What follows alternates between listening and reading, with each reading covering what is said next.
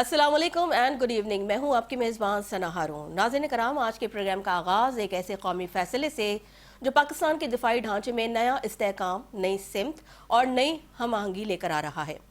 ऐवान सदर ने field marshal Syed Asim Munir को बैक वक्त चीफ ऑफ आर्मी स्टाफ और पाकिस्तान के पहले चीफ ऑफ डिफेंस फोर्सेस के मनसब की मंजूरी दे दी है। Chief of defence forces headquarter का बाज़ाब्ता आगाज हो चुका है और जैसे कि DGISPR लेफ्टिनेंट जनरल अहमद शरीफ चौधरी ने कहा कि DDF हेडक्वार्टर की बहुत अरसे से ज़रूरत थी। ये कौमी सलामती के पूरे निज़ाम में राब्ते, मौसरियत और इदारा जाती हम आहंगी के लिए अपना किरदार अदा करेगा। फ़िज़ाई महाज पर भी तसलसल बरकरार है। Air chief marshal Zaheer Ahmed Babar Sidhu की मुद्दत मुलाज़मत में 2 साल की तोसी कौमी दिफा में इस्तेहकाम का मज़ीद मजबूत करती है।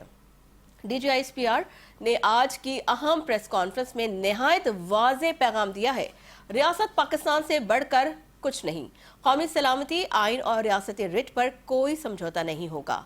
और फिर एक इंतहाई सख्त मगर हकीकत पर मबनी जुमला। एक शख्स की ख्वाहिशात इस हद तक बढ़ चुकी हैं कि वो कहता है कि मैं नहीं तो कुछ नहीं। ये सोच अब नेशनल सिक्योरिटी थ्रेट बन चुकी है जो बैरूनी अनासर के साथ मिलकर बयानिया बना रही है। उन्होंने ये भी वाज़े किया कि पाक फौज किसी सियासी सोच की नुमाइंदा नहीं, ये सिर्फ रियासत की फौज है। पाकिस्तान की सियासी क़यादत काबिल एहतराम है, मगर फौज को सियासत में घसीटने की इजाज़त नहीं दी जाएगी। फौज और अवाम के दरमियान दरार डालने की हर कोशिश नाकाम बनाई जाएगी। आइन के आर्टिकल 19 आज़ादी इज़हार की इजाज़त ज़रूर देता है, मगर कौमी सलामती के खिलाफ बयानिया आज़ादी नहीं बल्कि जुर्म है।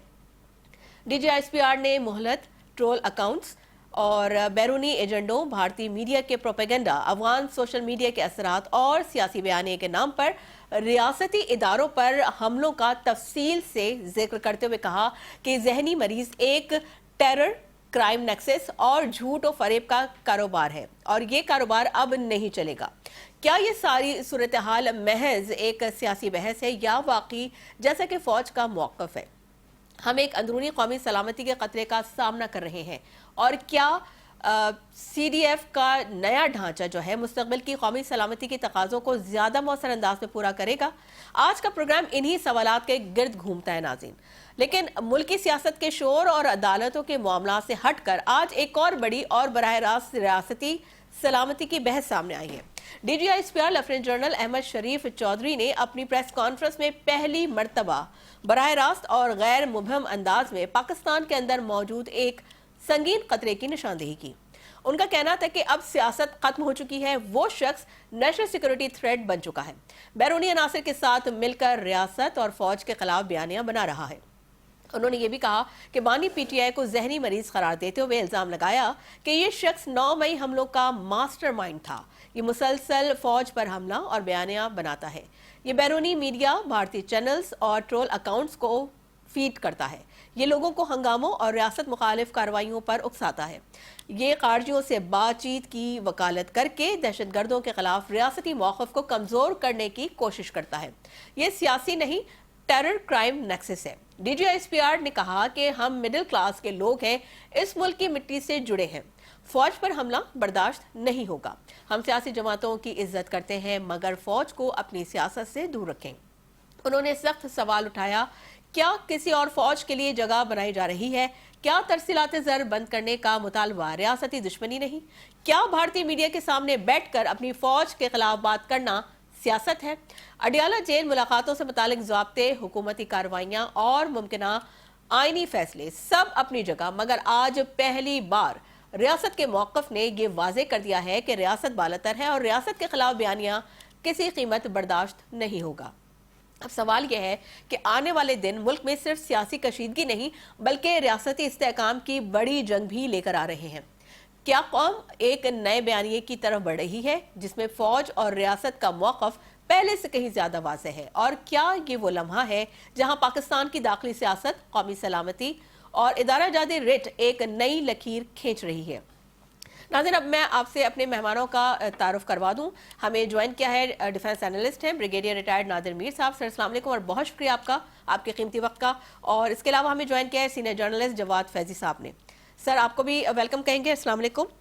آپ کا بھی بے حد شکریہ جو آپ نے ہمارے لیے ٹائم نکالا. جواد فیضی صاحب، آج آپ نے یہ پوری صورتحال دیکھی، کل جو ہے تعیناتی ہو گئی، آج جو D G I S P R کی جو پریس کانفرنس ہوئی، اس پریس کانفرنس کو سامنے رکھتے ہوئے آپ کیا سمجھتے ہیں کہ میڈیا اور عوام کب تک یہ تماشا دیکھتے رہیں گے سر، کہ ایک فرد جو ہے ریاست کو اس کی رٹ کو للکارتا ہے اور ہم اسے صرف سیاست کہہ کر جو ہے اسے ایک سافٹ کوشن دے دیتے ہیں؟ اس تمام تر صورتحال کو آپ کس طرح دیکھ رہے ہیں؟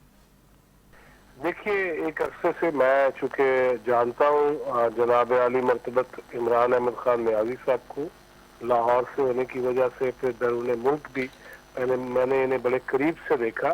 جب انہیں امریکن فلائٹ سے آف لوڈ کیا گیا تب بھی میں ہی تھا وہاں پہ جرنلسٹ جس نے یہ رپورٹ کیا. میں بہت ساری چیزیں جانتا ہوں.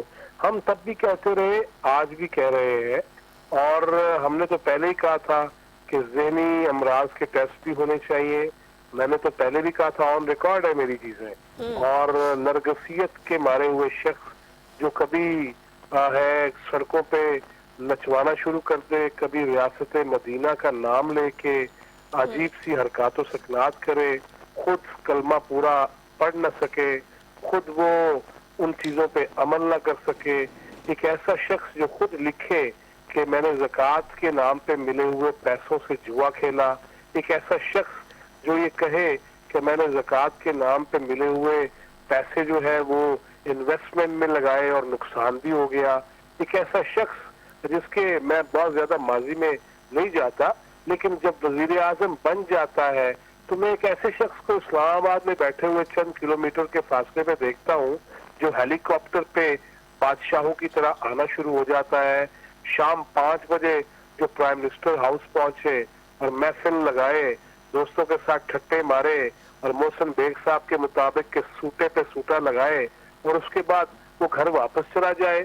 اور ایک ایسا شخص جب اقتدار میں ہو تو تب وہ لوگوں کو جس طرح تضحیک آمیز جملوں سے مخاطب کرے، طرز تخاطب جس میں اوئے توئے اس قدر بڑھ جائے کہ پوری قوم کے بچے وہ ماں باپ کو بھی یہ نہیں کہتے کہ ماما مجھے یہ لے دیں یا لے دیجئے، مجھے یہ لے دو.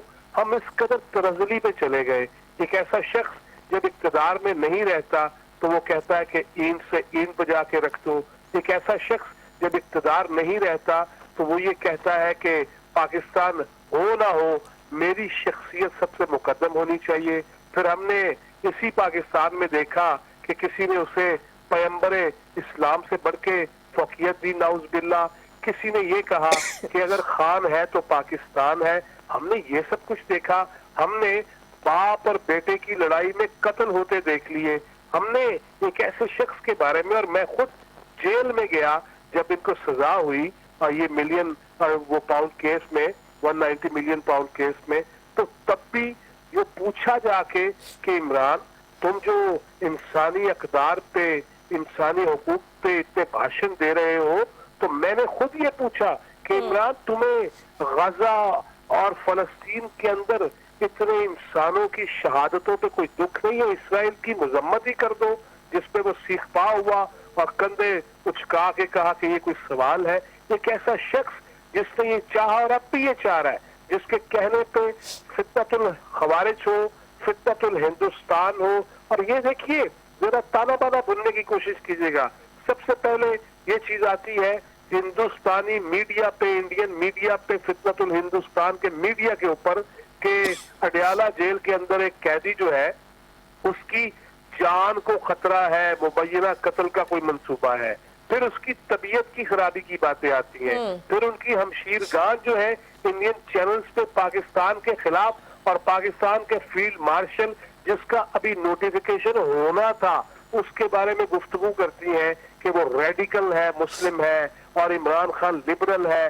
معاملہ تو چلا تھا طبیعت کی خرابی سے اور قتل کے مبینہ منصوبے سے، اور بات پہنچی حافظ صاحب تک. لہٰذا یہ وہ تانے بانے تھے جو ہم نے یہاں دیکھ لیے کہ انڈین میڈیا سے لے کے لندن میں شہزاد اکبر ہو، وہ انیل مسرت ہو، وہ زلفی بخاری ہو، وہ ہندوستانی سفیر سے ملتے ہیں اور 1 لاکھ پاؤنڈ بیانے کے طور پہ لیتے ہیں کہ سوشل میڈیم پہ ہم پاکستانی اداروں کے حوالے سے اور خاص طور پہ فیلڈ مارشل سید عاصم منیر کے حوالے سے ہم جو ہے وہ मिस इंफॉर्मेशन और प्रोपेगेंडा और नफरत पे मबनी चीजें फैलाएंगे। देखिए कहाँ किसी की सेहत की खराबी की बात और कहाँ तान टूटती है आके चीफ ऑफ आर्मी स्टाफ के हवाले से, और जो नोटिफिकेशन का जो आपने जिक्र किया उसके हवाले से, और कौम के अंदर भी मुबहम चीजें फैलाने की कोशिश इंटरनेशनली, और हिंदुस्तान को और फितनतुल खवारिज को खास तौर पे ये मौका देना कि वो भी हमारे आर्मी चीफ के हवाले से शजरे लगाए, अच्छा, उस पर तबसरे करें। लिहाजा ये वो चीजें थी जिसको मैं समझता हूँ कि ये वक्त मौजू था, मगर काश के पहले से ही ये बातें बता दी जाती, सजाएं दे दी जाती, तो इस हद तक ये अफरीद सर न उठाता।